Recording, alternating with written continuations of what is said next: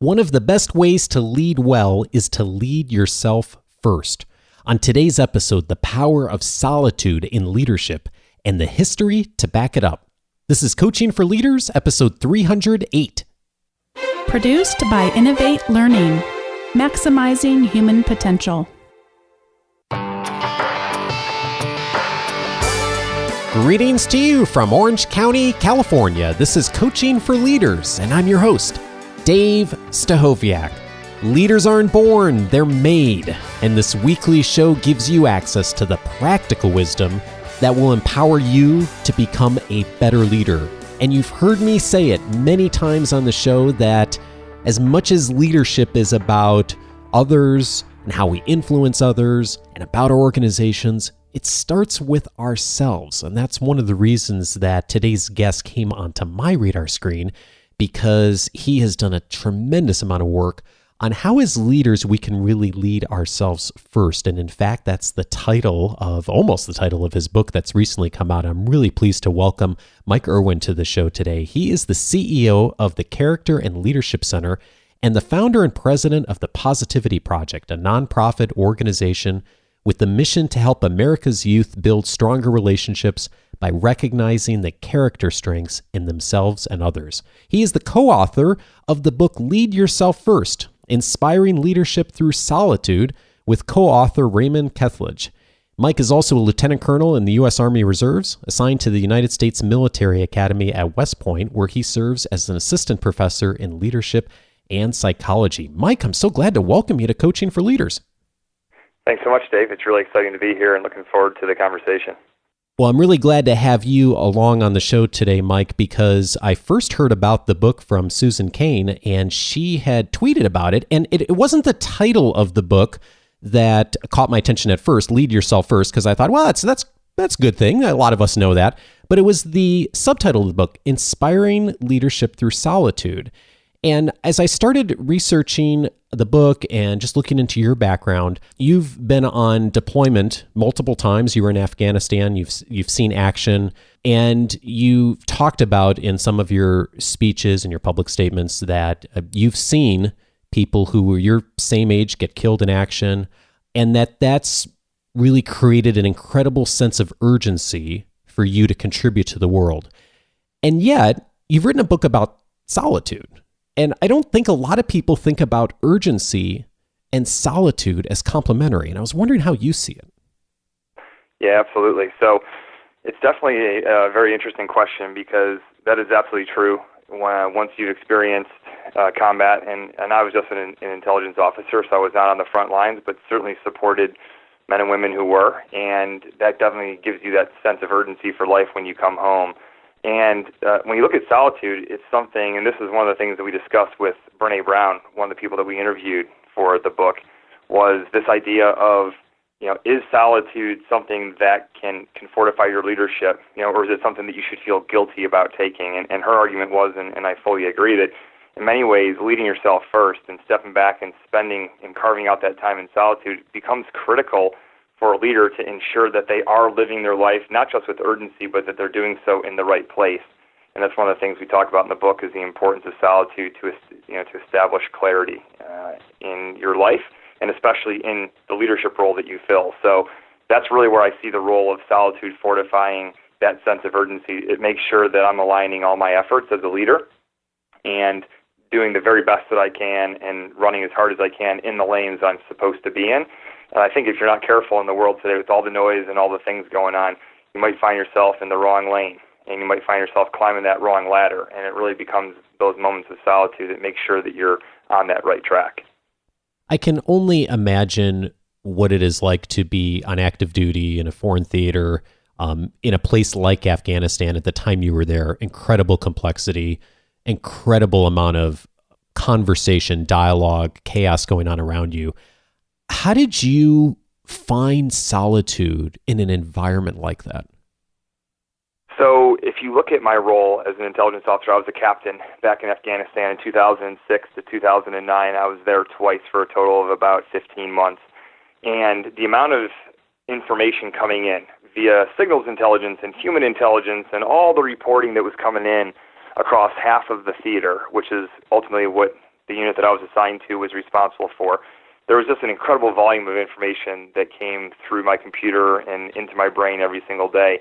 And it was absolutely critical that I found those pockets of time, whether it was by going to the gym or going for a run on my own, or sometimes just going for a walk out around the base on my own, that gave me that capacity to sift through and to make sense of a lot of the information. So absolutely was critical. At the same time, I also spent hours and hours every day just reading and looking at that information coming in and thinking hard about everything that I was processing and everything that was coming across my computer screen. So it was one of those things where solitude really served multiple purposes. One, it helped to ground me and give me that space to settle my brain down, but at the same time, it was also that space where I did probably the hardest and the most intense thinking of my life, when I was a captain over there, because of the stakes were so high and there was so much going on. So it really served both of those purposes.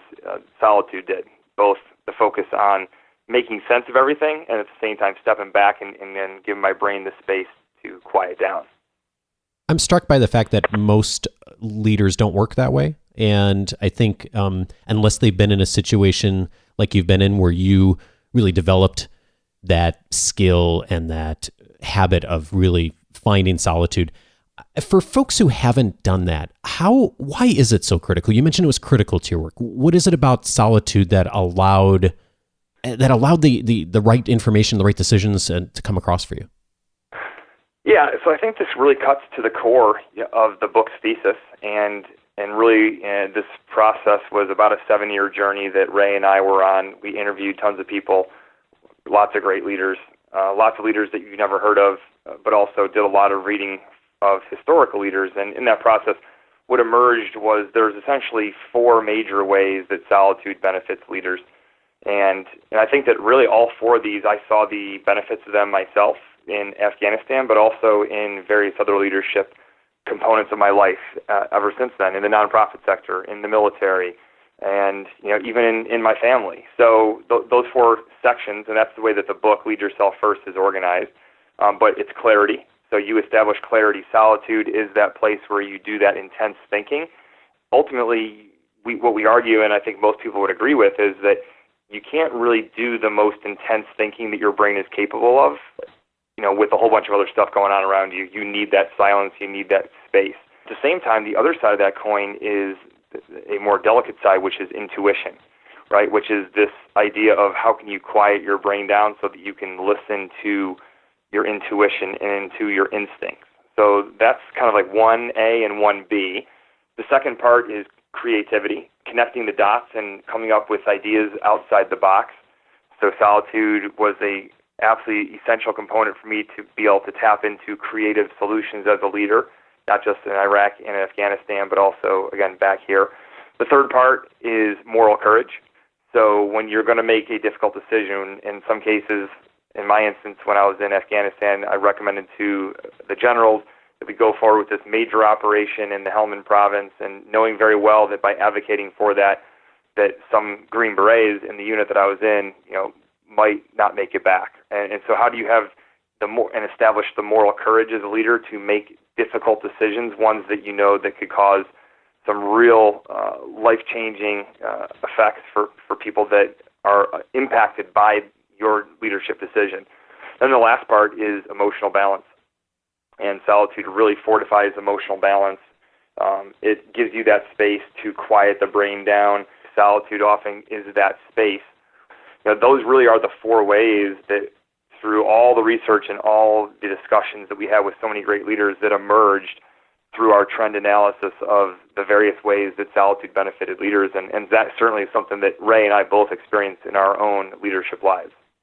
And what's really great about the book is it's not really about you or Ray at all. It's about the historical figures and some current figures too, leaders who have utilized solitude really successfully, including some that I don't think that a lot of us would necessarily think about as being the first people that would utilize solitude. And I thought it'd be fun for us to maybe examine a couple of these examples from all different walks of life. And one of the leaders you profile at the very beginning of the book is General Dwight Eisenhower, and how he utilized solitude at some very key decision points. Tell me more about his journey with solitude. Yeah, so General Eisenhower is a fascinating story. If you're a history person, you might have read up on this and know this, but he had been promoted, I think, all the way up to full bird colonel coming out of World War I because he was in the West Point class of 1915, and then basically was reverted back in rank. And he was a lieutenant colonel, which is, now granted, I'm in the Army Reserves, but the rank that I hold now, he was a lieutenant colonel until March 13th, 1941, which means that he went from an 05 to an 010, right, the Supreme Allied Commander in about 3 years. So when you look at his journey, it's quite fascinating. He was the lead military commander in Northern Africa in 1942, in Italy in 1943, and of course for the D-Day invasion, Operation Overlord, and everything that followed after that, before going on to become president. But when you look at him, it was this consistent practice that even as an extreme extrovert, someone who in part got the job to be Supreme Allied Commander because of his political skills and his ability to build relationships with people across different cultures and to be able to manage egos like Patton, and everything. But ultimately, it was this practice that he had that he really stuck to, where he would step back, he would write about how frustrated he was by constantly being stuck in meetings and constantly having people requesting his time because it didn't give him the time and space to think. So what he did a lot was he would write memorandums, basically letters to himself or to his wife, and he would, in these letters, they weren't really intended for anybody to read. It wasn't like somebody on his staff was there to read them. He wrote them for his own benefit.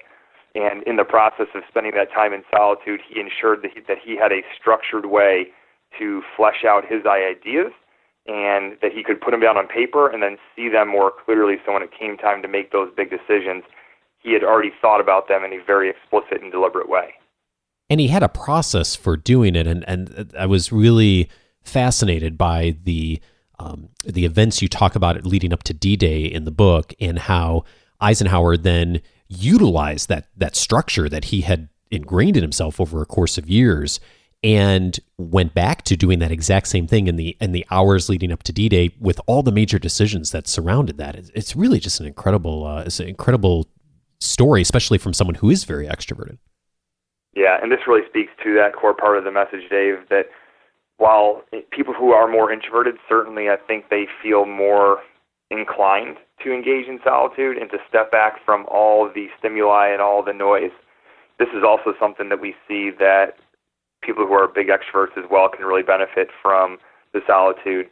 Myself, I'm a big extrovert myself, and I've seen this benefit repeatedly in my own life. I do sometimes, even as someone who's been researching and helping to write this book for 7 years, that sometimes in the world today does not come easy with this social media and email and everything that's going on in our lives. It becomes sometimes very challenging. My son and I were on a camping trip recently, and we went to a place that was completely off the grid, didn't have cell phone service, and it's a little disorienting, when you first get to an environment like that. And then after a day or two, I didn't want to leave. And I've had that experience many times in going out camping or going somewhere where there wasn't service. But to what you mentioned, it's so challenging these days, and I think that's part of what we can talk about, some of the practical ways we can get beyond this. But before we even get to that, I want to ask you too about Abraham Lincoln. Obviously, in a lot of ways, very different leader than Eisenhower, but utilized some of the same skills. And you talk in the book about the aftermath of the Battle of Gettysburg in the U.S. Civil War. And I think that's also a really fascinating story. And I was wondering if you could tell me more about how Lincoln leveraged solitude. So Abraham Lincoln, as many people are probably familiar with his journey, as most presidential historians sort of rank him as the clear-cut choice for the number one president in our history. A guy who failed many, many times, repeatedly, and many things in his life, and then eventually becomes the president of the United States. Most people who know about the Civil War know about the various generals who were in charge of the Union Army who failed repeatedly to be successful. Obviously, the Confederate forces had driven far north into Pennsylvania before eventually starting to turn the tide in 1863. And finally, after the Battle of Gettysburg, and General Lee made the pretty big mistake with Pickett's charge, and then they started to retrograde, Lincoln was very excited. He thought that, wow, we have them on the run now, and we can really start to hopefully end this. And then just became increasingly frustrated with General Meade because, once again, when they had them, Lee and the Confederate Army on the ropes, pinned up against the river, they failed to take the aggressive action that they needed to decimate the force. And so, once again, in a very similar way to Eisenhower, Lincoln wrote letters. And in this case here, he wrote a letter, never sent it to anybody. It was uncovered later in life, but it was a letter that he wrote that essentially spelled out his frustrations with General Meade. And in many ways, I liken it today to writing an email, to somebody who might offend you or might do something that makes you mad, and you write that email, but before you hit send, you might want to just put that into the draft folder and come back and revisit it a day later and see if you really need to send it. And what you find is that most of the times you don't. And that's how Lincoln was. He wrote this letter to General Meade and never sent it to him. But it helped him to, establish a little bit of catharsis, to really understand his own thoughts, his own emotions, and his own frustrations, and as a leader, to get those down on paper so that he was able to step back and then think more clearly. And as we talk about in the book, a few days later, his emotions had gone from really frustrated and sad to returning back to his typical leadership style. So again, there's something really powerful about writing down your thoughts and getting your emotions out on paper, but not actually pushing them forward to the people that you lead. A lot of us have heard about the power of journaling for many years, and I do sense that there's a thread in the book of some of the figures talked about in taking the time to write. What did you uncover in your research with Ray of looking through all these different leaders and how writing or journaling played a role in their relationship with solitude? Yeah, so I think that when you think about solitary acts, you can think about things like hiking and going off the grid. You can also think about, in a very quiet place, reading or writing. I think that writing is perhaps one of the most solitary acts that a leader can perform. I'm guessing that every single person who's listening to this episode here has written probably dozens, if not hundreds, of longer articles or bigger pieces in their life. And if you've done that, then you know how difficult it is, and it is truly a solitary act. And yes, you can collaborate with other people and you can do things like that, but at the end of the day, writing is a very solitary act. Speaking of amazing writers, one of the leaders who's profiled in the book is Martin Luther King Jr., and you talk about the events leading up to the Montgomery bus boycott and the days and weeks after Rosa Parks' first act. And I obviously was very naive in learning about more details about the story. I knew King was very much involved in this, but I didn't realize the hesitancy that he had early on, especially in the opening weeks of this major event in American history. And he also found clarity in a moment of solitude. Obviously a very extroverted person, but tell me more about how this played out for him.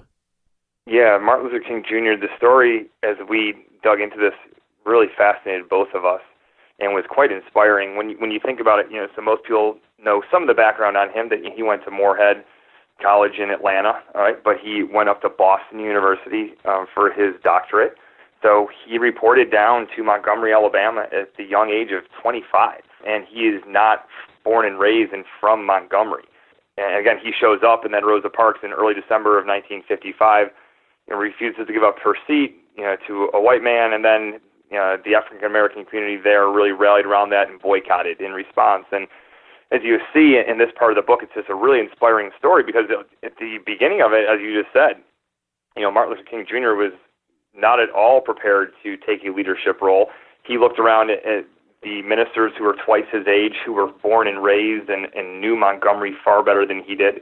But in those older ministers, in King, they saw someone who had the potential to be the leader, and someone who was younger, who had the energy, who was a great orator, but also was the kind of person that could sit down with people and, in a very level-headed way, have conversations with the people, and to represent the people of the African-American community of Montgomery. So it was a really fascinating thing to look through, and the fact that he did not, it's not like he went there saying, I can't wait to take this mantle of leadership up. And then, of course, as we talk about when he was arrested, and as things continued to develop and the boycott went on, and then, of course, he receives the death threat, late at night after he was released from prison. I mean, can you imagine that, being 25 years old, in a state that you've barely lived in for, a year, and you get the call that you've got 3 days to get out of here, or we're going to blow your brains out and burn your house down. And then he sits down and capitalizes, on this opportunity of emotional duress and says, wow, what am I going to do here? Is it worth possibly my own life and the life of my family? Certainly the stress that it's already brought. And at this point, this is late January 1956, so over the past 6-7 weeks, and he sits down and engages in that solitude, in that reflection, in that prayer, in that thought, and by the time he rises from the table into the wee hours of the morning, he never lost his courage from there moving forward. So it's just an incredibly inspiring story to see the role that solitude played in his own leadership journey, which, of course, as everyone knows, eventually did cost him his life 13 years later. And I think it's a really amazing example of how solitude is used differently by lots of different leaders. Of sometimes it's solitude practices over time, and in this case, a leader utilizing solitude in really over the course of a single evening into the next morning and he talked about that, I understand, throughout the rest of his life, of that being a defining moment that evening of him sitting down at the kitchen table and rising up, and like you said, never looked back after that. And yet it was that time of solitude that really clarified his thinking and his commitment to his faith and all the things that we know him for today. And it's just fascinating. And I appreciate you sharing all these examples. And I'm also conscious of the fact, we hear these great names like Eisenhower and Lincoln and Martin Luther King. You talked about Aung San Suu Kyi in the book, and Brené Brown, and so some of the leaders we know of today as well too. And there's, I think, this tendency of like us to look at that and like, okay, these are these great leaders. They've made the time for this. How can I do that practically? And I'm curious, as you've worked with leaders and you've coached people, Mike, what have you seen that's been helpful for leaders just to begin to take the first step to start to utilize solitude on a practical level?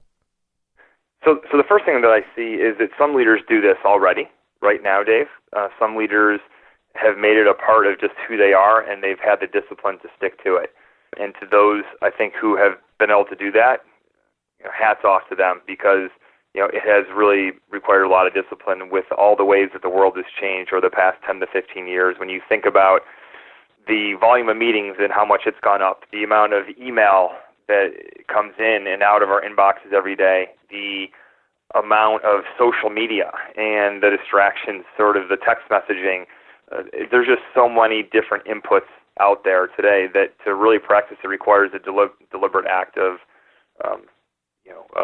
a deliberate decision-making process. So I would say that, for a lot of people out there, though, however, I think a majority of leaders fall into this category. They've struggled. They have struggled with the information overload of the world. They've struggled with the pace of life. The fact is that you're sort of never, and potentially never, off the clock, if you will, because you can be checking your email at home at midnight or at 5 o'clock in the morning. You can be thinking about a problem at work that you're, as a leader, are dealing with late into the night. And so because of that, it is definitely something that I think a lot of leaders have really struggled with. So the first thing that we allude to in the book is, you don't have to be Henry David Thoreau, right? We are not advocating for people to not respond to their emails and just sit on emails for weeks at a time, or for people to get off of social media, because social media, it's a part of leadership, it's a part of life in our world today. We are saying that it's important to make sure that you carve out the time and you realize that practicing solitude and thinking hard for yourself and giving yourself that space is instrumental. And so you've got to find those pockets of time. So that's a long-winded way of saying start small. You can find these pockets of 10 to 15 minutes here and there when you're driving into work or driving home at the end of the day. You don't necessarily always need to have the radio on, right? You can sometimes turn it off and just drive home in quiet. There's other times when you can practice solitude, in your personal life, whether it's mowing the lawn or picking weeds or going for a walk. And then obviously at work during the day, you can do some very simple things like go to lunch on your own. Leave your phone behind and just go out and grab lunch and use that time to free think or to think hard about a challenge or about a meeting that you have coming up later that afternoon that, no one has really sort of come up with a solution yet to a problem that you're facing. Or shut the door and spend 15 or 20 minutes just quietly on your own thinking. So the reality is, while there is a lot of meetings, while there is a lot of inputs, it simply in many cases just requires a discipline to put some white space on your calendar and then follow through with it, which that's the whole point of the book, is not to sit there and argue with data that this is why you should do it, but it's to inspire people to do it, because I think that almost all listeners would agree that this is something that we intuitively get. Most people that I talk to say the same thing you did, which is after those first couple of days, it's really, it's tough in those first, day or two when you break away from all the inputs, but then it's just so refreshing because it frees up your mind. And so that's the intent of the book, is to inspire leaders to make this a priority, because once you do, then you see the benefits that you reap from it, and then you continue to commit to the process. Well, you've already got one convert for sure, because as I was reading this book over the last week, I was thinking about one of the things you just mentioned as far as putting down the phone. And between 6 and 8 in the evenings, I used to have this practice that I would leave my phone in my office when I was spending dinner time and getting the kids to bed and all that. And somehow I got out of the habit of doing that a year or two ago. And I just started doing that again recently. And I found it really is just so different, of even if you don't ever look at the phone, just the feeling of just being disconnected. I mean, it really does change my orientation of how I interact with family and quiet time and engagement and relationships. And it is a thing that I think most of us can find time to do, once a day, or maybe even it starts with once a week. And that's actually leads me to a question on practicality. I was curious about, Mike, because you share a lot of examples in the book, and you share a lot of, like, there's not like one right way to do this. There's leaders who have found one way to do this and leaders have found a different way to do it. And one of the interesting distinctions I found, and I was just curious what you guys had found in your research, was some leaders talk about the process of solitude as really active productivity, of like sitting down and really working hard to think on something. And then at least one other example in the book, I remember someone mentioning, they just want to go out for a run and not have anything, no music, nothing, and just maybe they start thinking about something, but just go and see what happens. And I'm kind of curious, how do you, is there a way that's an indicator of which way to approach that, or kind of trial and error for each one of us, or different situations? What have you seen work for people? Yeah, great question. I think that it is trial and error for each of us as individuals. And I think, frankly, sometimes that the answer is A and B, right? So the answer is sometimes you need solitude to do that really heavy lifting and that hard thinking. And sometimes the answer is you need to break away from all the noise and all the pressure on your brain so that you can simply quiet the mind and then tap into your intuition, or to rejuvenate your mind so that some creative ideas emerge and are percolating in your brain on that walk or on that run or in that period of solitude. So, for me, I alluded to this before when I was in Afghanistan. I practice it in both ways. A lot of solitude to think really hard about all of the information in front of me. At the same time, found those opportunities to disengage from it by going on runs, by going on walks, where I didn't have a specific thing that I necessarily thought about. And so I think the answer is that if you practice it in each way, you're going to find benefit. And the question is, what situation and what does the situation demand, at that given time? And I think that different situations, pending your leadership challenges in front of you, will require different responses in terms of how you leverage solitude. I'm thinking about what David Allen said when he came on the show, Mike, and your response in here's this guy who's the probably the world's guru on productivity. And I remember when he was on the show talking about the importance of daydreaming and taking time to create space. And if someone like David Allen is advocating for that, I think that's just such a validation for everything you're saying, of this importance of, if we really want to be effective and productive and helpful to organizations, we need to also take that time to give ourselves the space to decompress or to think actively about something, like you pointed out, depending on the situation. I just love the way of looking at that. And just to unpack that a little bit further, I would say, whether or not Abraham Lincoln was the one who actually said it or not, I know he's the one who's given credit. The idea, if I had 8 hours to chop down a tree, I'd spend the first 6 hours sharpening the axe. I think that in many ways is so true for leaders as you think about how you spend your time as a leader, because you need to spend a lot of your time really sharpening your own axe, and therefore you're making better decisions that have an impact on other people. And that's really how I view this, is that when you lead yourself first, when you practice solitude, and whether you're doing it to do the heavy thinking and that big hard thought, or when you're doing it to just sort of step back from all of the inputs and allow things to calm down. Either way, you are, at the end of it, you're benefiting your leadership decision-making process, which hopefully has a positive effect on other people. It also allows you to show up better and more fully and to be more present with other people because, once again, you've given yourself that space and time. And so it may not feel like, as a leader, that you have that time on your calendar to do it, but I think what most leaders find who practice this, and certainly this is what we saw in our research and heard from lots of leaders, is when leaders do practice it, they're just often thinking so much more clearly, and they're just more effective as leaders and better at building relationships with people, and they show up better because of the fact that they're leading themselves first. Yeah, and as you said earlier, there's something intuitive about this concept of solitude that a lot of us recognize, and yet we don't take that first step. And if you're looking for the inspiration to take the first step, I think you'll find that this book and the research you've both done, Mike, is going to really be a good starting point for that. So I certainly encourage folks to check out the book. And I know, Mike, you also have a bunch of resources on your website that'll be helpful for folks. Would you tell us where to go if those of us who want to track down some more information on this? Absolutely. So yes, you can go to characterleadership.center, and that's the website. I mentioned before, I'm the CEO of the Character and Leadership Center, and that's where a lot of the resources talk about this, and also how this integrates into positive psychology, which is what I studied in grad school. So that, and yeah, I'm on social media, as mentioned before. To be clear, I don't think that social media and solitude are mutually exclusive, and that to practice solitude, therefore, you can't be on social media. I think you can do both.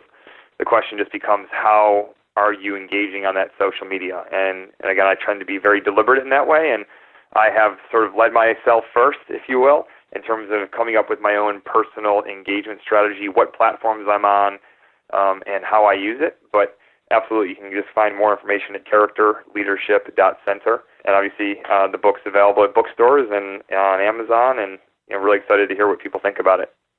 Mike, I really appreciate all the resources. We're going to link up to it in the weekly leadership guide for those of you who get it every Wednesday. So all of those links will be in there as well. Mike, one other question I wanted to ask you before we wrap up. We talk a lot about failure in our community of leaders and the importance of learning from failure. And we try to have an active dialogue about that just as much as we do about achievements. And I'm curious, as you look back on your career or maybe even in your personal life, what's a time that you've had a failure as a leader that has really helped you to learn to be more effective? Oh, that's a good one. And first of all, I totally agree that it's so critical to look at successes and failures. We all know that we often grow more from our failures and our setbacks than we do from our successes. I think for me, when I look at my leadership career, I'm pretty happy with how I've done in many arenas, especially with the stakes being so high in the military.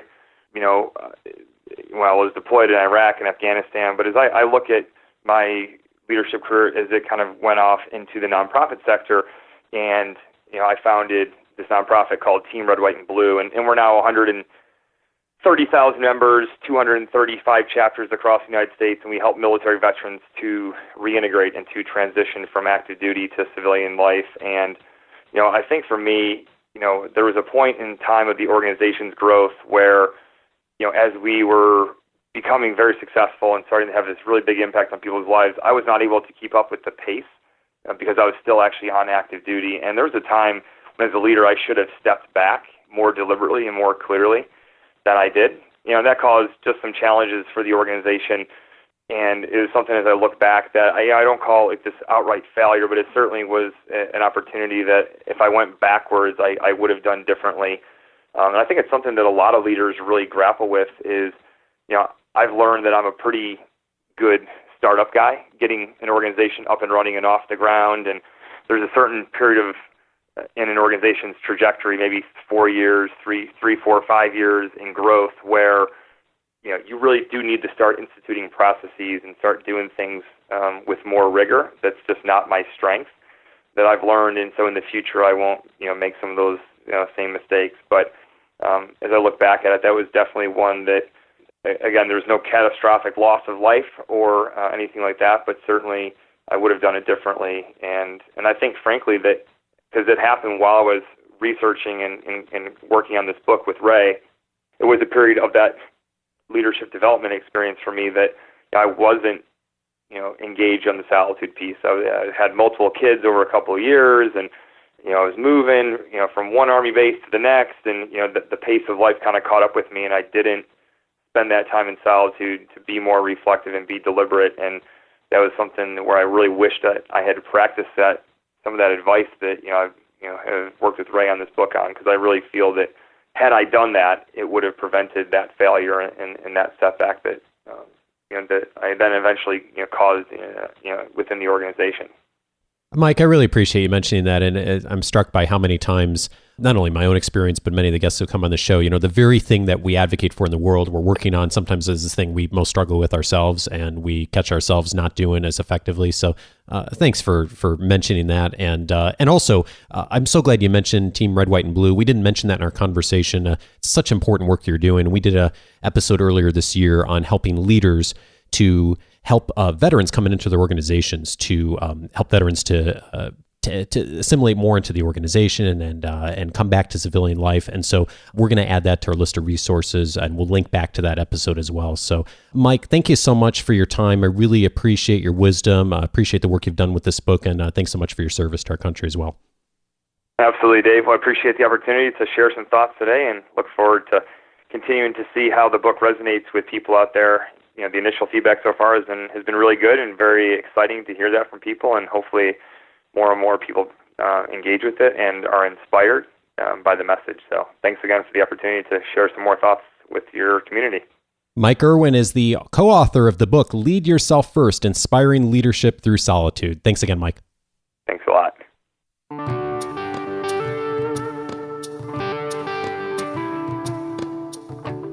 Thank you so much, Mike. Hey, if you found this conversation intriguing today, I challenge you to do what I'm doing, which is to start small. I'm setting aside my smartphone for a couple hours in the evening every day as a beginning point. And yeah, you can go out and go on a week-long silent leadership retreat, I suppose, if you want to, and you've got the time and the resources to do it. Most of us don't. And so starting small is the place to see if this works for you. And if it does, then you can make the choice to do more and to integrate it in your leadership practice. I'm going to be doing more of this in the next quarter and looking for those times to embrace solitude in a way that will be helpful to me. And I hope this is helpful to you as well. And speaking of helpful, I hope that if you found this conversation valuable today, and if you found recent episodes valuable, if you haven't already, that you will take a moment to activate your free membership on the Coaching for Leaders website. Absolutely free. You can get access to it almost immediately. And when you get on the free membership, you're going to get access right away to my free 10-day audio course titled 10 Ways to Empower the People You Lead. 10 minutes a day for 10 days, immediate practical actions that will help you to become a better leader. I've taken the best lessons of the last 6 years from this show, combined them down and distilled them down really into 10-minute segments for 10 days. I think you will find that it'll not only inspire you to do more, but also be a great orientation to many of the conversations we've had on the show over the last 6 years. You can access all of that by going to coachingforleaders.com. In addition, there's a ton of other resources on the free membership. The monthly membercast is there. There's a bunch of episodes up, more coming in the very near future. There's the entire podcast library, searchable by topic, and there's also a bunch more on the membership portal. So again, coachingforleaders.com is where to go. And one of the things that's really important to me and our listener community is to continually build community amongst our listeners. And I've been hosting several meetups over this summer. I was just in Denver recently, and I'm going to be here in Orange County coming up on August 17th, the evening of August 17th, 2017. If you are in Southern California, or if you happen to be in Southern California on that evening, I would love to meet you. And more importantly, I'd love to introduce you to other Coaching for Leaders listeners here in the local area, so you build community and network with other folks who also care about leadership and like you are growing and listening to shows like this that will help you to become a more effective leader. If you're interested in doing that, also a free event, just go over to coachingforleaders.com/Orange County, all one word. That'll give you everything you need to know about being here in Costa Mesa, the evening of August 17th, 2017. Again, coachingforleaders.com/Orange County. For those of you who are local, watch for it in the weekly leadership guide as well.